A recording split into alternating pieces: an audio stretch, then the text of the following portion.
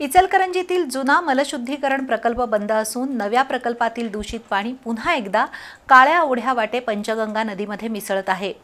सामाजिक कार्यकर्ते संतोष हत्तीकर यांनी केलेल्या तक्रारीची दखल घेऊन प्रदूषण नियंत्रण मंडळाचे क्षेत्रीय अधिकारी अंकुश पाटील यांनी नेहमीप्रमाणे पाहणी केली।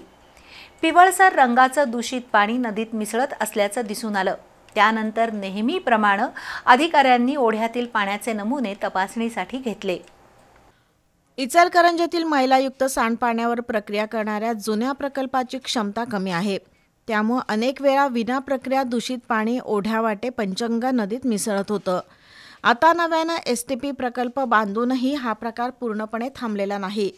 इचलकरंजीतील औद्योगिक सांडपाण्यावर प्रक्रियेसाठी सीईटीपी प्रकल्प उभारलाय, पण तिथूनही अनेक वेळा दूषित पाणी नदीत जाते। असाच प्रकार सध्या सुरू आहे। त्यानंतर सामाजिक कार्यकर्ते हत्तीकर यांनी तक्रार केली।